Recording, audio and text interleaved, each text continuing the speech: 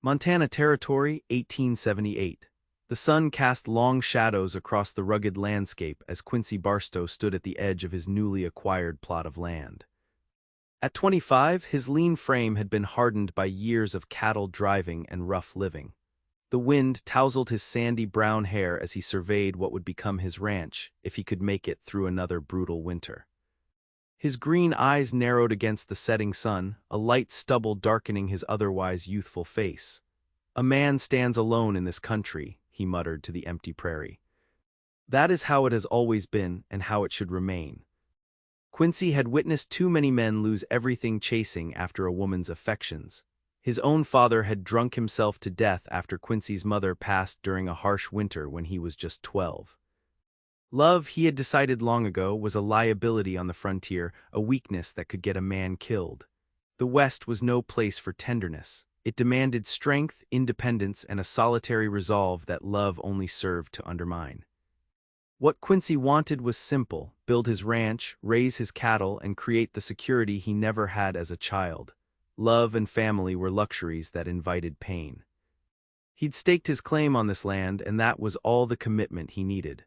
As twilight deepened, Quincy mounted his chestnut quarter horse and headed toward the small town of Pinewood Creek. He needed supplies before heading back to his modest cabin 5 miles outside of town. The first snows would come soon enough, and he had preparations to make if he wanted to survive his first winter as a rancher. Pinewood Creek was hardly more than a main street with a general store, a saloon, a small church, and a handful of other buildings. As Quincy approached, he noticed an unusual commotion. A stagecoach had arrived, which happened only twice a month, bringing mail and occasional passengers. What caught his attention wasn't the stagecoach itself, but the young woman descending from it. Her auburn hair was pinned neatly beneath a modest hat, and her blue traveling dress, though dusty from the journey, was clearly of Eastern quality. She looked out of place among the rough-hewn buildings and weathered faces of Pinewood Creek. Quincy dismounted and tied his horse to the hitching post outside the general store, intending to mind his own business. But fate had other plans. "Sir," the young woman called, causing Quincy to turn despite his better judgment, "could you direct me to the Pinewood Hotel?" Her voice carried a slight Eastern accent, refined and unfamiliar in this rugged territory. Up close, Quincy could see she was even younger than he'd first thought, perhaps 21 or 22, with bright blue eyes that reflected intelligence and determination. "There's no hotel in Pinewood Creek, miss," Quincy replied, touching the brim of his hat. "Just rooms above the saloon, but that's no place for a lady." She finished his sentence with a wry smile. "I suppose I'll have to make do. I'm looking for Judge Harmon. I was told he resides in this town." "The judge passed last winter," Quincy said, watching her face fall. "Pneumonia took him." The woman paled visibly. "Oh, I see." She glanced around, suddenly appearing lost. The stagecoach driver had already unloaded her trunk and was preparing to continue his route. Something about her vulnerability in this harsh place stirred something in Quincy that he'd rather have left dormant. "What business did you have with the judge, if you don't mind my asking?" "He was my uncle," she explained. "My only living relative. I've come from Philadelphia to, well, I suppose it doesn't matter now." Quincy knew he should walk away.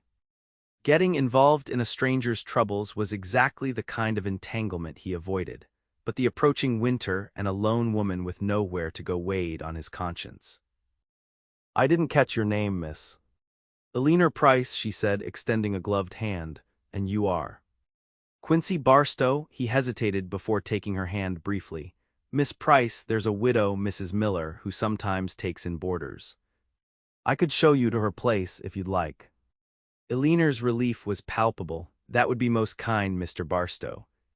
As they walked down the dusty main street, Quincy carrying her trunk with ease, Eleanor explained that she had been a schoolteacher in Philadelphia until her position had been eliminated. With no prospects and few options, she had written to her uncle, who had apparently invited her to come west. "He said there was need for a schoolteacher here," she said, her voice betraying her disappointment at finding her plans suddenly derailed. Quincy nodded. "The town's been talking about building a proper school. There are enough children now, but no one's been willing to come out this far to teach." They arrived at a small but neat house at the edge of town. Mrs. Miller, a kindly woman in her 50s, took one look at Eleanor's situation and immediately offered her the spare room.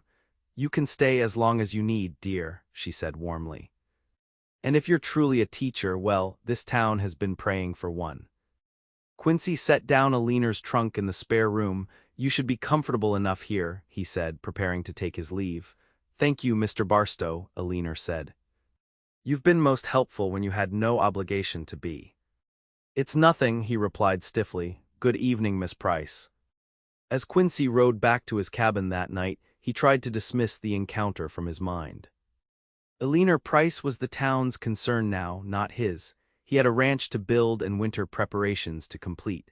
He couldn't afford distractions, especially not in the form of a beautiful, educated Eastern woman who clearly didn't belong in this harsh territory.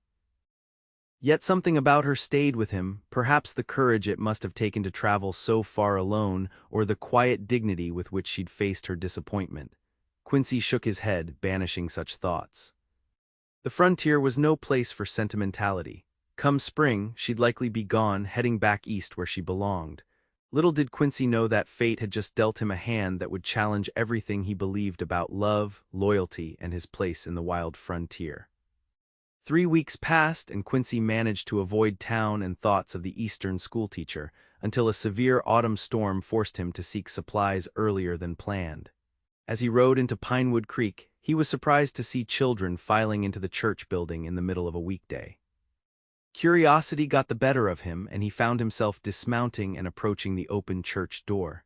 Inside, Eleanor stood before a dozen children of varying ages, pointing to letters chalked on a board propped against the pulpit.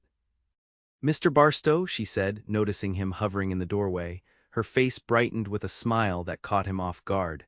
"Children, please continue your reading quietly while I speak with our visitor." She approached him, looking more settled than when he'd last seen her. Her hair was neatly braided, and she wore a simple but becoming dress of deep green.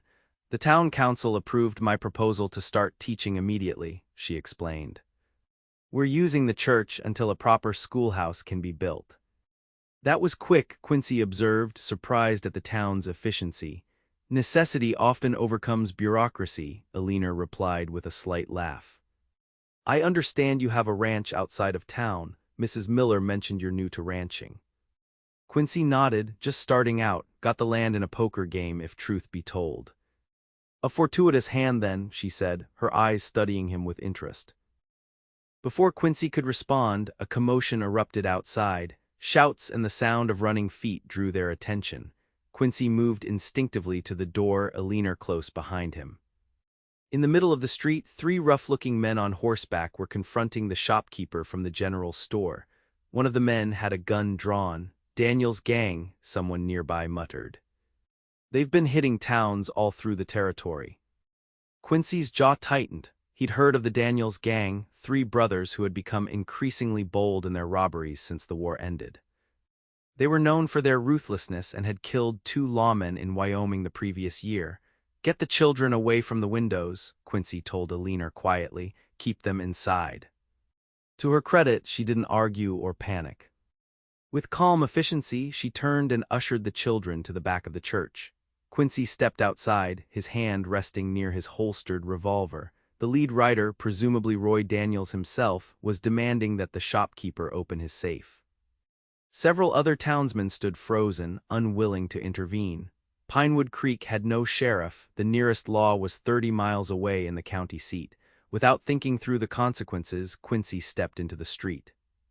"That's enough," he called, his voice steady. "This town's not worth the trouble you're bringing." Roy Daniels turned, his weathered face breaking into an ugly grin. "Looks like we got ourselves a hero, boys." He leveled his pistol at Quincy. "Stand aside, Cowboy, unless you're eager to die today." Quincy remained still, calculating his odds. 3 against 1 weren't good, but he'd faced worse. "There's no money here worth killing over. Move along and there won't be trouble." For a tense moment it seemed violence was inevitable. Then, surprisingly, Roy Daniels lowered his weapon slightly. "We'll be back," he said, his voice low and threatening. "And next time, Cowboy, you'd best be elsewhere." With that, the 3 men wheeled their horses and galloped out of town. The street remained silent for several moments after they'd gone. Then, gradually, people emerged from buildings, murmuring among themselves. Quincy turned to see Eleanor standing at the church entrance, her face pale but composed. "That was either very brave or very foolish," she said as he approached. "Probably both," Quincy admitted. "They'll be back, though. And the town needs to be ready." Eleanor studied him with new eyes. "You're not what you seem, Mr. Barstow. Most men would have stayed inside." Uncomfortable with her scrutiny, Quincy shrugged. "I should get my supplies and head back." "Storm's coming." "Yes, of course," she hesitated, then added, "Thank you. Those children have seen enough violence in their young lives." Something in her genuine gratitude unsettled him more than the confrontation had. With a quick nod, Quincy turned toward the general store, determined to get what he needed and return to the solitude of his ranch, away from blue eyes that saw too much and questions he didn't want to answer. The encounter with the Daniels gang changed things in Pinewood Creek. The town council organized a militia and began planning to hire a sheriff. Quincy found himself reluctantly drawn into these preparations, his previous military experience making him a valuable advisor despite his preference for isolation. These developments brought him into town more frequently, and each visit seemed to include an encounter with Eleanor.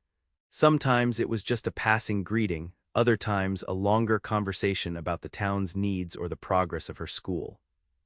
Despite his determination to maintain distance, Quincy found himself looking forward to these encounters. One evening in late October, as Quincy was leaving a town meeting about the Daniels gang threat, Eleanor approached him with a proposition. "Several of the older boys have expressed interest in learning to shoot," she said. "Not for violence but for hunting and protection. I thought perhaps you might be willing to teach them proper handling of firearms." Quincy frowned. "That's not my place, Miss Price. They're fathers." "Many don't have fathers," she interrupted gently. "The war took a heavy toll, as you know." The reminder of the war's devastation struck a chord. Quincy had served in the Union Army for the final year of the conflict, young as he was. He had seen too many good men die, leaving families without protection or provision. "I'll think on it," he finally said. Eleanor smiled, seemingly understanding this was as close to agreement as she would get. "That's all I ask." She paused, then added, "I'm told there will be a harvest social at the church next weekend. Will you attend?" The invitation caught him off guard. "I'm not one for socials, Miss Price. Everyone needs community, Mr. Barstow, even solitary ranchers." With that gentle challenge, she bid him good night and walked away, leaving Quincy with unexpected thoughts of music, dancing, and auburn hair in the autumn moonlight. The following Tuesday, Quincy found himself leading 5 boys aged 12 to 16 in basic marksmanship at the edge of town. Eleanor watched from a distance, her presence both encouraging the boys and making Quincy unusually self-conscious. "Respect the weapon," he instructed, demonstrating proper handling. "It's a tool, not a toy, and every tool can be dangerous in the wrong hands." The boys listened attentively, eager to prove themselves responsible. By the end of the session, each had fired several rounds at targets Quincy had set up, showing varying degrees of aptitude but universal enthusiasm. As the boys headed back toward town, Eleanor approached. "Thank you," she said simply. "This means more to them than you know." Quincy nodded, uncomfortable with her gratitude. "They're good boys, quick learners. Will you consider continuing the lessons?" He should have said no. He had his own concerns, his ranch to prepare for winter, but something about her hopeful expression made refusal impossible. "Saturday mornings, if the weather holds," he found himself saying. Eleanor beamed. "Excellent. And speaking of Saturday, does this mean you'll attend the social afterward?" Caught in his own trap, Quincy could only nod reluctantly. "I suppose I could make an appearance." "Wonderful. I look forward to it." With a smile that seemed to brighten the autumn afternoon, she turned and followed the boys back toward town. Quincy watched her go, puzzled by the unfamiliar warmth spreading through him. This woman was systematically dismantling the walls he'd built around his solitary existence, and more disturbingly, he was letting her. The harvest social was more enjoyable than Quincy had anticipated. The church was decorated with autumn leaves and harvest bounty, lanterns casting a warm glow over the proceedings. A fiddler and banjo player provided lively music, and the townspeople had brought an impressive array of food. Eleanor looked different that night. Her auburn hair was styled more elaborately, with small white flowers woven into the braids circling her head. She wore a dress of deep blue that complemented her eyes, and Quincy wasn't the only man who noticed her grace as she moved through the gathering. He kept to the periphery, exchanging polite conversation with neighbors but avoiding the dancing. His resolve weakened, however, when Eleanor approached directly. "Are you planning to stand against that wall all evening, Mr. Barstow?" she asked, her eyes twinkling with gentle challenge. "I'm not much of a dancer, Miss Price." "Fortunately, I'm an excellent teacher," she countered. "One dance, Mr. Barstow." Surely that's not too great a risk for a man who faced down the Daniels gang. Put that way, Quincy could hardly refuse. He allowed her to lead him onto the floor just as the musicians struck up a waltz. Taking her hand, he was surprised by the immediate warmth that traveled up his arm at the contact. "I should warn you," he said as they began to move, "the last time I attempted this was before the war, and my partner complained bitterly about her toes." Eleanor laughed, a sound that seemed to light something long dormant within him. "Your secret is safe with me," she assured him. "Besides, you're doing splendidly." They moved together with surprising ease. Quincy found himself relaxing, even enjoying the simple pleasure of the dance and Eleanor's company. When the music ended, he was almost disappointed. "Thank you, Mr. Barstow," she said, her cheeks flushed from the dance. "Perhaps you might even consider a second dance later." Before he could respond, a commotion at the door drew everyone's attention.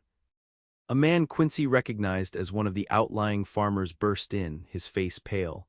"Fire, the Nelson place is burning, they're trapped inside." The social dissolved into chaos as men rushed to form a bucket brigade. Quincy, following instinct, ran to his horse and galloped toward the Nelson homestead 2 miles outside of town. The night sky glowed orange with the blaze well before he arrived. The small cabin was engulfed in flames. John Nelson stood outside, frantically trying to break down a section of the wall with an axe. "My wife and son," he cried when he saw Quincy. "The roof collapsed, they're trapped in the back room." Without hesitation, Quincy dismounted and ran to assess the situation. The front of the cabin was impassable, but the back wall had not yet caught fully.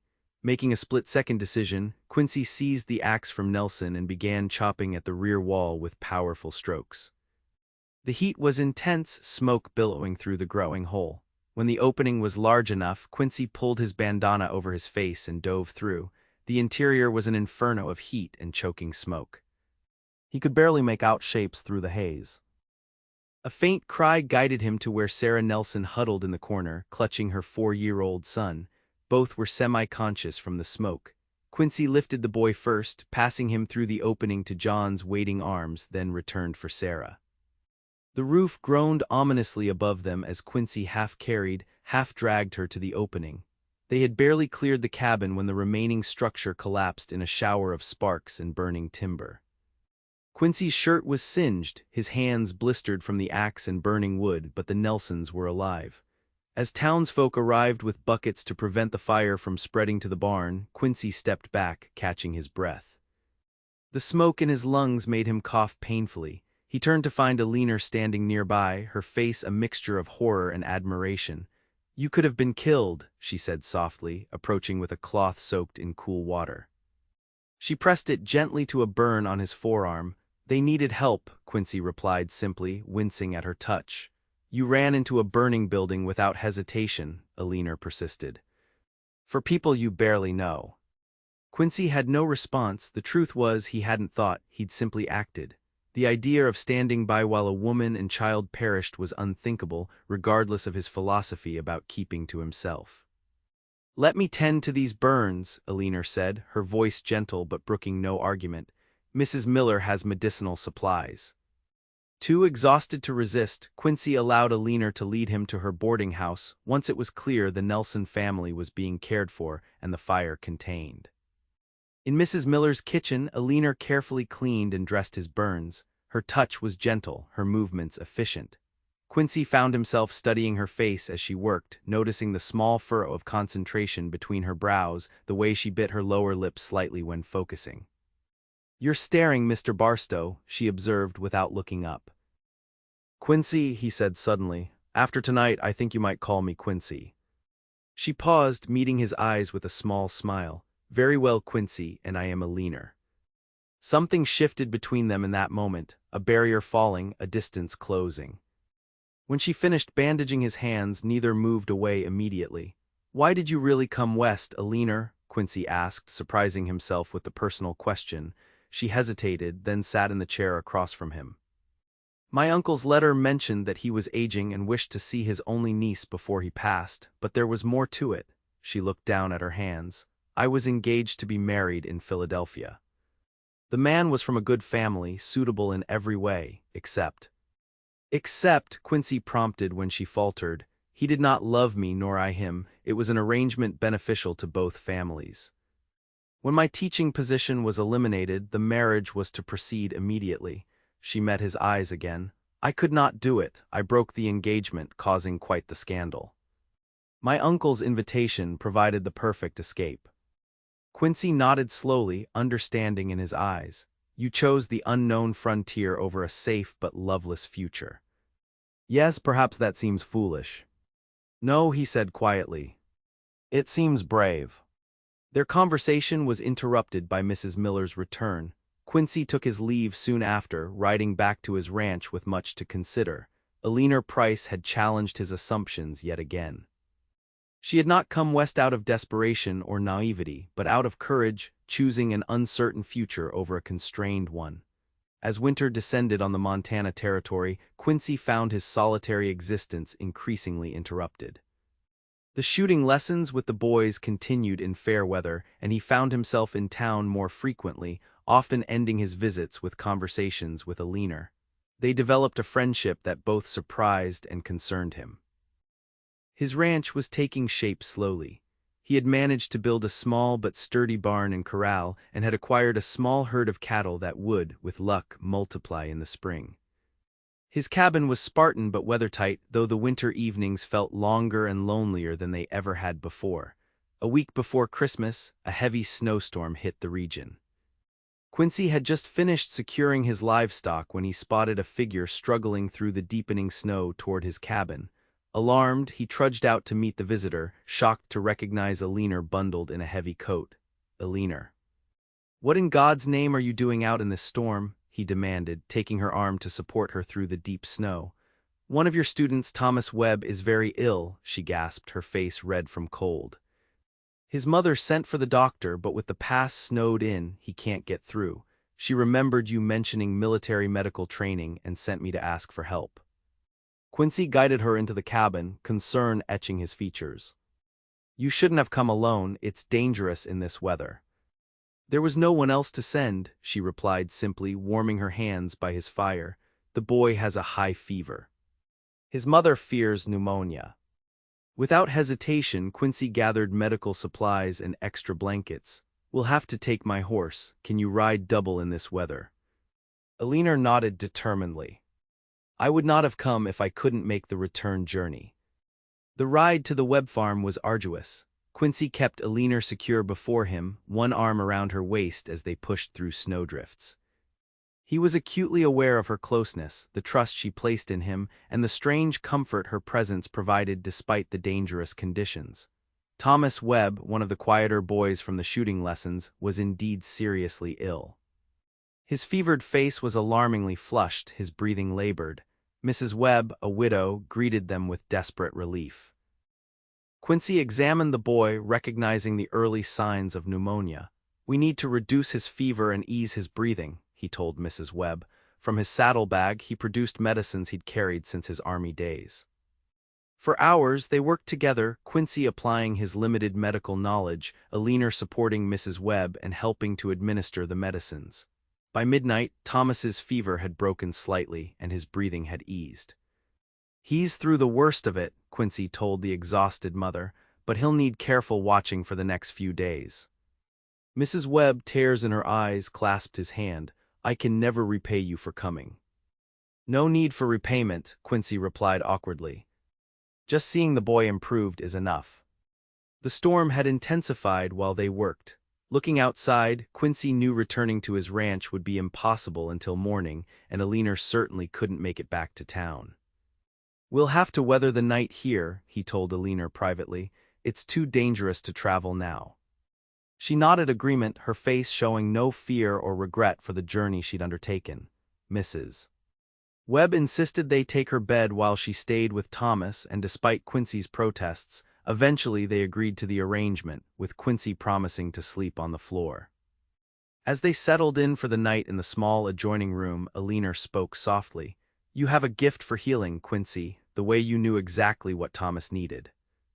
"Basic Army medical training," he demurred. "Nothing special." "You sell yourself short," she replied. "I've seen how the boys look up to you in our shooting lessons. You have a natural way with them." Quincy was silent for a long moment. "I never thought about having a family of my own," he finally admitted. "After my parents, well, I decided early on that the frontier was no place for such attachments." In the dim light, he could just make out Eleanor's thoughtful expression. "And now?"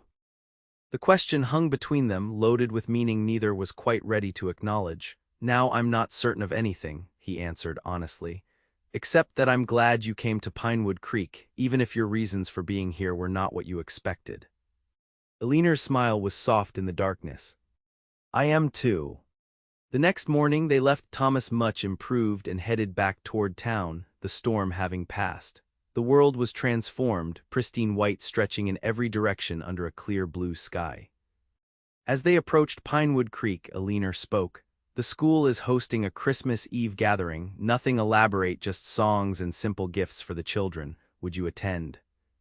Quincy found he had no desire to refuse. "I would be honored." What neither of them knew was that the peaceful interlude following the storm was about to be shattered. The Daniels gang had not forgotten Pinewood Creek or the cowboy who had stood against them. 2 days before Christmas, Quincy rode into town with a gift he'd been working on for Eleanor, a small wooden box with intricate carving, something to hold her teaching supplies. As he approached the main street, he immediately sensed something was wrong. The street was empty, doors closed despite the mid-afternoon hour. Drawing his revolver, Quincy dismounted and moved cautiously toward the general store. A muffled cry from inside confirmed his suspicions. He peered through the window to see the Daniels gang, now 5 men strong, holding the shopkeeper and several customers at gunpoint while they looted the safe and merchandise. Quincy's blood ran cold when he spotted Eleanor among the hostages, her face pale but composed. The school must have let out early for Christmas preparations. He needed help. Moving quietly, Quincy rounded up several men from the newly formed town militia. With makeshift weapons and minimal planning, they surrounded the store. Quincy knew they had to act before the gang decided to eliminate witnesses. "On my signal," he whispered to the men positioned at various points, "I'll enter from the front. The rest of you cover the exits." Taking a deep breath, Quincy stepped onto the boardwalk and pushed through the store door. All eyes turned to him. "Well, look who it is," Roy Daniels drawled, his gun now pointing at Quincy. "The hero returns, perfect timing. We were just discussing what to do with these fine folks who have seen our faces." "Let them go, Daniels," Quincy said evenly. "The town's surrounded. You won't make it out if you harm anyone." Roy laughed. "Bold claim for a town with no sheriff. Besides, we've got ourselves some insurance." He gestured toward Eleanor. "Pretty schoolteacher here might ensure our safe passage." Fury rose in Quincy, but he maintained his calm exterior. "This doesn't have to end badly. Take the money and ride out. No one follows." The standoff stretched taut as a wire. Quincy could see Eleanor's eyes, steady on his, somehow communicating both fear and faith. In that moment, he realized with startling clarity that he loved her, had perhaps loved her since that first encounter on the street. The thought nearly buckled his knees. Roy seemed to consider the offer, then shook his head. "No, I don't think so. You embarrassed us before. That requires a response." He raised his gun, aiming not at Quincy but at Eleanor. What happened next seemed to unfold in slow motion. Quincy dove forward as Roy fired, his body angling to shield Eleanor. He felt the bullet tear into his shoulder as they crashed to the floor together. Outside, the militia stormed in through windows and doors. Gunfire erupted in the confined space of the store. When it ended seconds later, two of the Daniels gang lay dead, Roy and another wounded and subdued, and the fifth had surrendered without firing a shot. Quincy, bleeding from his shoulder, found himself cradled in Eleanor's arms. "You took a bullet for me," she whispered, tears streaming down her face. "Couldn't let him hurt you," Quincy managed through gritted teeth. "Never that." As townspeople rushed to secure the outlaws and fetch the doctor from his afternoon house call, Eleanor pressed her handkerchief against Quincy's wound, her hands steady despite her tears. "Why?" she asked softly. "Why risk your life for mine?" Quincy looked up at her, pain making him honest. "Because a world without you in it isn't one I want to live in." The town doctor arrived minutes later, helping move Quincy to his office for treatment. The bullet had gone clean through his shoulder, painful but not life-threatening with proper care. Eleanor refused to leave his side, assisting the doctor and later keeping watch as Quincy drifted in and out of consciousness from blood loss and laudanum. When he finally woke properly the following morning, Eleanor was asleep in a chair beside his bed, her hand resting near his. Gently, not wanting to wake her, Quincy covered her hand with his. She stirred, blinking sleepily before her eyes focused on him. "You're awake," she said, relief washing over her features. "How do you feel?" "Like I've been shot," he replied with a weak smile. "But it was worth it." Eleanor's expression grew serious. "You could have died, Quincy. I keep seeing it happen. You jumping in front of that bullet meant for me." "I acted on instinct," he admitted. "But also on something else." He paused, gathering courage for words he never thought he'd speak. "Eleanor, I've spent my life believing that love was a weakness on the frontier, that a man stood stronger alone. But these past months have shown me how wrong I was." Her eyes widened as she understood what he was saying. "You made me part of this community," he continued. "You showed me that connection to the town, to the boys I've been teaching, and especially to you, doesn't weaken a man. It gives him something to fight for, something to live for." Tears filled Eleanor's eyes. "I came west seeking escape from a loveless arrangement, never imagining I might find true love instead." "Is that what this is?" Quincy asked softly. "Love?" "Yes," she whispered, "I believe it is." With his good arm, Quincy reached up to touch her cheek. "I love you, Eleanor Price. I think I have since the moment you asked me for directions your first day in Pinewood Creek." Eleanor leaned into his touch. "And I love you, Quincy Barstow, enough to face whatever the frontier holds if we face it together." The doctor insisted Quincy remain under observation through Christmas, which meant he attended Eleanor's school gathering from a chair in the corner, his arm in a sling but his heart fuller than it had ever been. The children performed carols and received small gifts that the town had pooled resources to provide. Eleanor had somehow still found time to knit him a warm scarf, presenting it with a kiss on the cheek that earned knowing smiles from the townsfolk who had been watching their relationship develop over the months. "I have something for you as well," Quincy told her after the gathering, "though it's still at my cabin." "Then I shall have to visit once you're recovered," she replied with a smile. By New Year's Day, Quincy was well enough to return to his ranch, though Eleanor and Mrs. Miller insisted on checking on him frequently. The winter passed in a new rhythm, no longer solitary days of survival, but shared moments of building a future together. In February, with his shoulder mostly healed, Quincy finally presented Eleanor with the carved box he'd made. She traced the intricate patterns with wonder. "It's beautiful," she breathed. "Did you make this yourself?" "My father taught me woodworking before he passed," Quincy explained. "It's been years since I carved anything, but I wanted to create something special for you." As she opened the lid, Eleanor gasped. Inside, nestled on a small cushion, lay a simple gold ring. "I know it's not fancy," Quincy said, suddenly nervous, "but I hoped." "That is, if you would consider."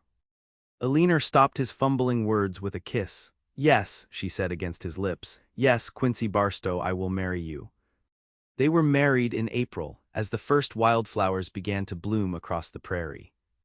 The entire town turned out for the celebration, the same church where Eleanor taught now decorated with spring blossoms for their wedding. Eleanor moved into Quincy's cabin, which had been expanded and improved over the winter months with help from grateful townspeople. The school continued with plans for a proper building in the summer. The Daniels gang had been transported to the territorial prison, bringing a new sense of security to Pinewood Creek. On a warm evening in May, Quincy and Eleanor sat on the porch of their ranch house, watching the sunset paint the sky in brilliant oranges and pinks. Eleanor's head rested on his shoulder, her hand entwined with his. "I was so certain the frontier was no place for love," Quincy reflected. "I thought attachments were dangerous, that caring for someone meant vulnerability, weakness." Eleanor smiled up at him. "And now I know that love doesn't weaken a man on the frontier, it strengthens him." He squeezed her hand gently. "You gave me more than love, Eleanor. You gave me a home, a community, a purpose beyond mere survival. And you showed me that sometimes the greatest adventures come from following your heart into the unknown," she replied. "I came west seeking escape, but found belonging instead." As darkness settled over the Montana wilderness, they remained on the porch, planning their future together, a growing ranch, a thriving school, perhaps children of their own someday. The frontier remained harsh and unpredictable, but they would face its challenges together, bound by a love that had overcome Quincy's deepest fears and fulfilled Eleanor's bravest hopes. The cowboy who once believed love had no place in the West had discovered its true power, not as a weakness to be avoided, but as the very foundation that made the wilderness a home.